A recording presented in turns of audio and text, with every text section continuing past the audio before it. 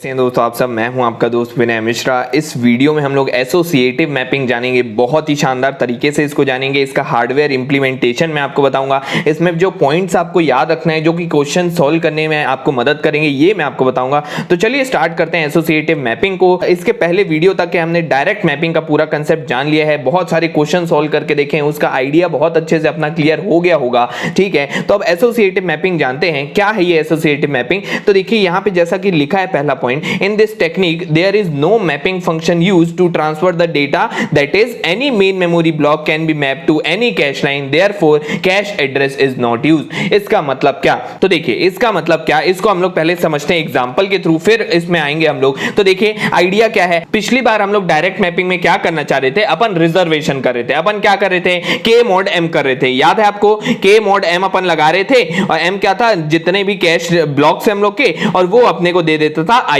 मतलब कि कौन से वाले ब्लॉक में कौन सा जाएगा ये अपन प्री डिसाइड कर लेते थे, पहले से ही अपन सोच लेते थे। जैसे आपको याद होगा कि B0, B4, B8, B12 ये 4 के मल्टीपल इस तरीके से 0 वाले ब्लॉक में ही जाएंगे, फिर ये फर्स्ट वाले ब्लॉक में ही जाएगा, फर्स्ट वाले कैश लाइन में ही जाएगा, ये अपने को पता है। पहले से अपन क्या कर रहे थे, रिजर्वेशन कर रहे थे। इसका मतलब क्या? इसका मतलब अगर मेरे को कोई वर्ड को सर्च करना है तो सबसे पहले मान लीजिए मेरे को वर्ड नंबर 2 को, मैं डायरेक्ट मैपिंग की बात कर रहा हूं ना, तो वर्ड नंबर 2 को अगर मेरे को सर्च करना है, मेरे को पता है वो कहां पे मिलेगा, ब्लॉक नंबर 0 पे मिलेगा। ठीक है, ब्लॉक नंबर 0 अब कहां पे होगा, कैश मेमोरी पे। तो अपन कैश मेमोरी पे इधर उधर यहां पे भटकते नहीं हैं, अपन क्या करते हैं, सिर्फ और सिर्फ यहीं पे खोजने वाले, क्योंकि अगर B0 होगा तो यहीं होगा। ठीक है, B0, B4, B8, B12 वो अगर होंगे कैश मेमोरी में तो यहीं होंगे और कहीं नहीं होंगे। इस बार एसोसिएटिव मैपिंग के केस में क्या है, इस बार अपन किसी भी ब्लॉक को किसी भी कैश लाइन में डाल सकते हैं। क्यों ऐसा करें? क्योंकि आपको याद होगा डायरेक्ट मैपिंग के कुछ डिसएडवांटेज थे। क्या? जैसे अगर B0, B4, B8, B12 आते जा रहा है तो वो कहां पे आएगा तो यहीं पे आएगा। ठीक है, और अगर इस तरीके से 4 के मल्टीपल पे आ रहे हैं, मान लीजिए ये पूरा मेरा खाली भी है तो भी वहां पे क्या हो रहा है, ये जो मेरा डेटा आ रहा है यहीं पे आ रहा है, ये मेरा खाली है लेकिन तो भी इसको मैं यूज नहीं कर पा रहा हूं। ठीक है, लेकिन एसोसिएटिव मैपिंग के केस में क्या होगा, मैं कोई भी ब्लॉक को किसी भी डब्बे में यहां पे डाल सकता हूं। इसको एक एग्जांपल से समझते हैं। देखिए अपन क्या कर रहे थे, डायरेक्ट मैपिंग में हम लोग क्या कर रहे थे, रिजर्वेशन वाले डब्बे में घुस रहे थे। जैसे ट्रेन होता है, रिजर्वेशन वाले डब्बों में घुस रहे थे हम लोग, तो वहां पे अपने को पता है कि अगर कोई एक इंसान होगा तो अपनी रिजर्व सीट में ही बैठा होगा। लेकिन क्या जनरल डब्बा में ऐसे होता है क्या? जनरल डब्बों में कोई भी ब्लॉक कहीं पे भी बैठ सकता है। बिल्कुल वही आइडिया है। ठीक है, आपको आइडिया समझ में आ रहा होगा। अगर मेरे को किसी एक व्यक्ति को अगर ढूंढना है तो मेरे को क्या जनरल वाले डब्बों में ढूंढने में आसान पड़ेगा या फिर रिजर्वेशन वाले में? भाई बहुत सिंपल सी बात है, रिजर्वेशन वाले में ढूंढना आसान होगा। जनरल डब्बों में काफी भीड़ होती है, वहां पे कोई भी ब्लॉक कहीं पे भी बैठ सकता है, तो वहां पे ढूंढना हम लोग के लिए मुश्किल होगा। तो वैसे ही एसोसिएटिव मैपिंग के केस में भी यहां पे अपने को कोई भी एक ब्लॉक को यहां पे ढूंढना थोड़ा मुश्किल होगा। क्यों? क्योंकि यहां पे भैया कुछ भी हो सकता है, B0, B1, B2, B3, B4 कोई भी हो सकता है ना। ठीक है, ये चीज अपन समझ रहे हैं। एक और एग्जांपल देता हूं आपको। जैसे आपने सुना होगा पार्किंग, तो जो लोग सोसाइटी में रहते हैं तो वहां पे एक फिक्स पार्किंग स्लॉट होता है सोसाइटी वालों के लिए। तो वहां पे क्या होता है, जैसे बार बार अपने को जगह चेंज ना करना पड़े, तो हर एक जब कोई फ्लैट खरीदता है तो उसको एक पार्किंग स्लॉट अलॉट किया जाता है, 1 या फिर 2 इस तरीके से। ठीक है, और यही अगर मैं बोलूं कि कोई दूसरा व्यक्ति वहां पे गाड़ी खड़ी कर सकता है क्या? उस जगह पे नहीं खड़ी कर सकता उस सोसाइटी में। ठीक है, वो पार्किंग पहले से ही अलॉटेड है। ठीक है, अब यही अगर आप मॉल वगैरह में जाएंगे तो वहां पे क्या पार्किंग इस तरीके से अलॉट रहती है क्या? पहले से नहीं रहती, आप कहीं पे भी खड़ी कर सकते हो। ठीक है, तो ढूंढना कहां पे मुश्किल होगा, क्योंकि मॉल वाला पार्किंग क्या होता है, बहुत बड़ा होता है, वहां पे अपने को ढूंढने में थोड़ा मुश्किल होगा। अगर अपन गलत रास्ते से उतरे हैं, ठीक है, तो अपने को वहां पे सोचना पड़ेगा कि हम लोग कहां रखें। लेकिन सोसाइटी वाले केस में अपने को क्योंकि रोज यूज करते हैं, अपने को पता है अपनी गाड़ी मिलेगी तो वहीं पे मिलेगी। ठीक है, आपको थोड़ा बहुत आइडिया क्लियर हो रहा होगा क्या है इन दोनों में डिफरेंस, डायरेक्ट मैपिंग के केस में और एसोसिएटिव मैपिंग के केस में। ठीक है, तो अब हम लोग थोड़ा और आगे बढ़ते हैं एसोसिएटिव मैपिंग में। अब देखिए, अब जैसे मेरे को यहां पे ढूंढना है वर्ड नंबर 2, वर्ड नंबर 2 को मैं यहां पे ढूंढने गया, तो मेरे को पता है भाई कि वर्ड नंबर 2 अगर मिलेगा तो कहां पे मिलेगा, ब्लॉक नंबर 0 पे मिलेगा। ठीक है, अब ब्लॉक नंबर 0 पे मिलेगा, लेकिन मेरे को अगर इसको कैश मेमोरी में ढूंढना है तो ब्लॉक नंबर 0 क्या मेरे को पता है क्या होगा, तो यहीं पे होगा। ऐसा पता है क्या? नहीं पता है। क्यों नहीं पता है? क्योंकि भैया इस बार अपन कहीं पे भी रैंडमली डाल रहे हैं। ठीक है, ब्लॉक्स को रैंडमली डाल रहे हैं, तो मेरे को नहीं पता। तो इस बार पिछली बार अपन क्या कर रहे थे, जैसे वर्ड नंबर 2 का हम लोग को ढूंढना होता था तो अपन क्या करते थे, हम लोग ये इस तरीके से बाइनरी लिखे, बाइनरी लिख के यहां पे टैग होता था, तो ये टैग क्या बताता था हम लोग को, पहले अपन टैग वहां पे मैच करते कि वो वाला ब्लॉक वहां पे है कि नहीं है। अगर होता था क्या, हम लोग टैग वहां पे कितना लिए थे, 2 बिट बिट का लिए थे, आपको थोड़ा बहुत याद होगा, पिछले वाले वीडियो में अपन देखे थे डायरेक्ट मैपिंग, ठीक है। लेकिन यहां पे अपन वो काम नहीं कर सकते, क्योंकि अपन सिर्फ ये मैच करा के ये नहीं बता सकते कि भैया यहां पे ब्लॉक नंबर ये वाला ही प्रेजेंट है। पिछली बार क्यों ऐसा हो रहा था, अगर 0 वाले कैश लाइन में B0 होगा या B4 होगा या B8 होगा या B12 होगा, तो अपन क्या करे थे, अपने को पता है यहां पे या तो B0 होगा, B4 होगा, B8 होगा या B12 होगा, तो वहां पे टैग अपन क्या ले रहे थे, वो पूरा ब्लॉक नंबर नहीं ले रहे थे, अपन वो ब्लॉक नंबर में से कुछ एक पार्ट निकाल ले रहे थे, जिससे मैं पता कर रहा था कि वो वाला ब्लॉक मेरा प्रेजेंट है कि नहीं है। इस बार अपन ऐसा नहीं कर सकते। इस बार अपने को क्या करना होगा ये आप समझिए। इस बार अपने को क्या करना होगा, क्योंकि अपने को पता नहीं है यहां पे कोई भी ब्लॉक हो सकता है भैया, 1 2 3 4 कुछ भी ब्लॉक हो सकता है यहां पे। इस बार अपन क्या करने वाले हैं, tag is equal to block number. इस बार अपन टैग की जगह जो नेम प्लेट है वहां पे अपना पूरा का पूरा ब्लॉक नंबर लिख देंगे, ठीक है, पूरा का पूरा ब्लॉक नंबर ही लिख देंगे। तो बाहर से अपने को कंपेयर करना है कि ब्लॉक नंबर ये हाँ ये वाला ब्लॉक नंबर है। जैसे यहां पे आप देख सकते हो एग्जांपल के टर्म्स में वर्ड नंबर 2 को मैं सर्च कर रहा हूं, तो वर्ड नंबर 2 किस तरीके से है, इस तरीके से, ठीक है। मान लेते हैं यहां पे ब्लॉक नंबर 0 पे प्रेजेंट है, ठीक है, मैं अभी के लिए मान लिया ब्लॉक नंबर 0 प्रेजेंट है। देखिए यहां पे वर्ड नंबर 2 है, इसका बाइनरी लिखे तो यहां पे टैग में क्या होगा, ये पूरा का पूरा ब्लॉक नंबर होगा, ठीक है, ये पूरा का पूरा ब्लॉक नंबर, ये क्या है 0000, ठीक है, ये 4 बिट का यहां पे क्या हो गया, ब्लॉक नंबर बाहर लिख दिए। अब ये मेरे को क्या बताएगा, वर्ड ऑफसेट बताएगा कि भैया आपको कहां जाना है, ठीक है। आपको आइडिया समझ में आया, मतलब कुल मिला के बोलने का मतलब ये, इस बार अपने को टैग को क्या करना पड़ेगा, थोड़ा बड़ा करना पड़ेगा। क्यों बड़ा करना पड़ा, क्योंकि भैया अपने को पता नहीं है कि कौन सा ब्लॉक यहां पे होने वाला है, तो इसीलिए अपन यहां पे टैग बिट को थोड़ा बड़ा कर दिए। तो यहां पे हर एक कैश लाइन में बाहर एक टैग लगाना होगा, जो कि अपन पहले भी कर रहे थे, लेकिन पहले अपन टैग में क्या डाल रहे थे, सिर्फ और सिर्फ ब्लॉक नंबर का एक पार्ट डाल रहे थे, एक पार्ट, ठीक है। इस बार अपने को ऐसा नहीं, इस बार अपने को पूरा का पूरा ब्लॉक नंबर लिखना होगा कि भैया अगर यहां पे कोई कौन सा ब्लॉक अंदर पे प्रेजेंट है, मेरे को यहां पर से चेक करना होगा। तो आप खुद ही सोच के देखिए, क्या यहां पे मेरे को एक कंपैरेटर से काम चल जाएगा भैया? एक कंपैरेटर से अगर मैं चेक करने जाऊंगा ना तो मेरे को एक दिन लग जाएगा एक एक करके। अगर बड़ा सा कैश लाइन है, बहुत सारे कैश लाइन है वहां पे, तो मेरे को बहुत टाइम लगेगा। और कैश मेमोरी का तो खासियत ही यही है कि वो जल्दी से डेटा को एक्सेस करवा पाए। अगर मेरे को बहुत टाइम लगेगा तो ये काम तो गड़बड़ हो गया।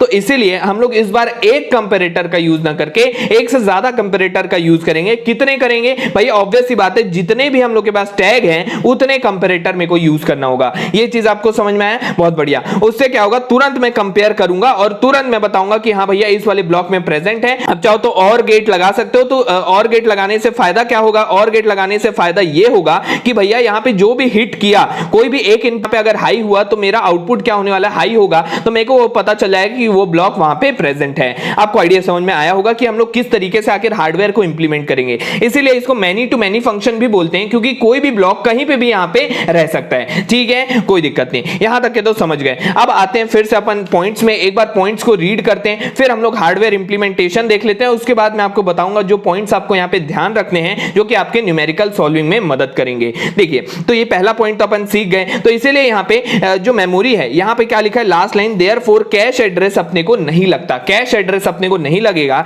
इसका मतलब क्या? एक डायरेक्ट के केस में मेमोरी किस तरीके से डिवाइडेड था, इसी तरीके से डिवाइडेड था। एक टैग था, एक वर्ड ऑफसेट था और ये फिजिकल एड्रेस दे रहा था। ठीक है, ये तीनों के लिए सेम होगा। जितने भी मैपिंग टेक्निक्स हम लोग पढ़ेंगे वो तीनों के लिए ये क्या होगा, सेम होगा। लेकिन कैश मेमोरी यहां पे क्या हो रहा है, कैश मेमोरी भी यहां पे दो ही पार्ट में डिवाइडेड है। एक पार्ट क्या है, हम लोग का टैग है, और दूसरा पार्ट क्या है, वर्ड ऑफसेट है। यहां पे अपन तीन पार्ट में डिवाइड नहीं किए हैं, जैसे पिछली बार अपन कर रहे थे, कैश लाइन ऑफसेट भी वहां पे लिख रहे थे। इस बार अपन वैसा नहीं किए हैं। ये टैग क्या बताएगा भैया, अपने को ब्लॉक का नंबर बता देगा, और वर्ड ऑफसेट बताएगा कि भैया मेरे को वर्ड कहां पे मिलेगा। आपको आइडिया समझ में आया होगा? ठीक है, और ये मेरे को दे देगा फिजिकल एड्रेस। और आगे बढ़ते हैं पॉइंट्स। यहां पे the associative cash controller interpret the CPU request based on the main memory address format. तो भैया जो हमारा कैश कंट्रोलर है बिल्कुल इसी फॉर्मेट में वहां पे चेक करने वाला है जैसा मेन मेमोरी में काम होता है। वही चीज यहां पे लिखा हुआ है, आप समझ रहोगे। ठीक है, during the mapping the complete data block is transferred to the cache memory along with the tag. तो हम लोग जब ब्लॉक को ट्रांसफर करते हैं तो उसके टैग के साथ एज इट इज वहां पे कैश मेमोरी में डाल देते हैं। तो आप समझ रहे होगे, इसका आइडिया आपको बिल्कुल समझ में आ रहा होगा कि आखिर ये क्यों हो रहा है, क्या हो रहा है। ठीक है, उसके बाद जो अपने को याद रखना है, अब देखिए अगर मेरा इस तरीके से बोलिए, यहां पे क्या होगा, अगर ये B0 और यहां पे मान लीजिए B6 है, यहां पे मान लेते B5 है और यहां पे मान लेते B8 है, ये पूरा का पूरा भर गया। अब अगर कोई दूसरा ब्लॉक आता है तो क्या होगा, इस बार रिप्लेसमेंट एल्गोरिथम का यूज करना होगा, जो अपन ऑपरेटिंग सिस्टम में पढ़ते थे। इस बार यहां पे अब अलग अलग एल्गोरिथम है। वैसे generally least recently used use किया जाता है, लेकिन आपको क्वेश्चन में प्रोवाइड कर देगा कि आप कौन सा यूज करना है। तो भैया अगर मैं बोला कि अगर मैं यहाँ पे फीफो यूज कर रहा हूं तो सबसे पहले कौन आया था, B0 आया था, तो नया जो ब्लॉक आएगा उसकी जगह क्या आ जाएगा, B0 की जगह रिप्लेस करके आएगा। जैसे मान लीजिए B7 आ रहा है तो इस तरीके से आएगा, ठीक है। जैसे अगर LRU को करेंगे तो जो लीस्ट रिसेंटली यूज होगा उसको हम लोग रिप्लेस करेंगे। आपको आइडिया समझ में आया, ठीक है। तो यहाँ पे अपन क्या यूज करते हैं, रिप्लेसमेंट एल्गोरिथम को यूज करते हैं, जो कि डायरेक्ट के केस में यूज नहीं करते थे, ठीक है। नंबर ऑफ कंपैरेटर कितना होगा, जितने बिट का भी आपका टैग होगा उतने बिट का आपका क्या होगा, कंपैरेटर होगा, ये मैं आपको बता दिया। और n बिट का अगर टैग है तो n बिट का आपको कंपैरेटर लगेगा, ठीक है, समझ में आया। ये फास्टर होगा, लेकिन ये क्या होगा, कॉस्टलियर होगा। क्यों यहाँ पे अपने को कॉस्ट ज्यादा लगेगा, क्योंकि अभी आपको समझ में आएगा। मैं इसका हार्डवेयर इंप्लीमेंटेशन अब आपको दिखाता हूं तो देख सकते हैं। इसका हार्डवेयर इंप्लीमेंटेशन कुछ इस तरीके का है। ये मेरा कैश मेमोरी है जहां पे वो टैग में और वर्ड ऑफसेट में डिवाइडेड है। ये मेरा डेटा है, ठीक है। अब ये हम लोग यहाँ पे मल्टीप्लेक्सर से इसको जोड़ दिए हैं। ये जो मेरा रिजल्ट आ रहा है इसको हम लोग मल्टीप्लेक्सर, मतलब ये 2 की पावर d क्रॉस 1, बिल्कुल वही आइडिया जैसे पहले था, बिल्कुल वैसा है। d बिट का अगर है, अगर d बिट का अगर अपना टैग है तो 2 की पावर d इंटू 1 मल्टीप्लेक्सर अपने को लगेगा, बिल्कुल वैसा ही है, ठीक है। अब यहाँ पे बस फर्क क्या है, बस फर्क इतना है कि जितने भी कैश लाइंस होंगे उतने अपने पास टैग होंगे। अब जितने टैग होंगे उतने ही अपने पास क्या होंगे, कंपैरेटर्स होंगे। तो देखो 1 कंपैरेटर, 2 कंपैरेटर, 3 कंपैरेटर, 4 कंपैरेटर। तो अपने वाले एग्जांपल में जो अभी मैं आपको एग्जांपल कोड किया था, तो यहाँ पे आप देख सकते हो 4 बिट का, यहाँ पे 4 बिट का ब्लॉक नंबर है, मतलब 4 बिट का यहाँ पे टैग होगा। तो 4 बिट का टैग है, इसलिए अपने पास अपने को यूज क्या करना पड़ेगा, 4 बिट का कंपैरेटर यूज करना पड़ेगा और साथ ही साथ 4 ठो कंपैरेटर यूज करना पड़ेगा। आपको आइडिया समझ में आ रहा होगा, ठीक है। और इसको मैं क्या जोड़ दूंगा, एक अगर मैं चाहूं तो इसको मैं इस तरीके से जोड़ सकता हूं, किससे, एक और गेट से अगर मैं जोड़ दूं तो अगर ये और गेट से जुड़ा है इस तरीके से, तो अगर इनमें से कोई भी एक एक्टिव हो गया, ठीक है, अगर मैं मान लो मेरा टैग जिसको मैं ढूंढ रहा हूं, अगर ये टैग मेरा मैच कर जाता है, तो मैच कर गया तो ये एक्टिव हो गया, एक भी एक्टिव हो गया तो मेरे को पता चल गया कि हाँ भैया ये इस वाले ब्लॉक में प्रेजेंट है। इसका मतलब क्या, अपन तुरंत एक्सेस कर पाएंगे। तो ये क्या होगा, फास्टर होगा। आप समझ रहे हो, फास्टर होगा, लेकिन कॉस्टलियर क्यों होगा, क्योंकि बहुत सारे कंपैरेटर यूज करने पड़ रहे हैं। नंबर ऑफ कंपैरेटर कितना होगा, जितना अपने पास कैश लाइंस होगा। कैश लाइन कैसे निकालते हैं भैया, जितना भी कैश मेमोरी का साइज है डिवाइडेड बाय ब्लॉक साइज, अपने को आता है ये, ठीक है, बहुत बढ़िया। तो ये अपना हार्डवेयर इंप्लीमेंटेशन अपन देख लिए। आपको आइडिया समझ में आ गया होगा क्यों ऐसा हम लोग करें, और आइडिया क्या है, बस थोड़ा सा ही लॉजिक अलग है। नंबर ऑफ कंपैरेटर्स बढ़ चुके हैं और कुछ नहीं है, ठीक है, बहुत बढ़िया।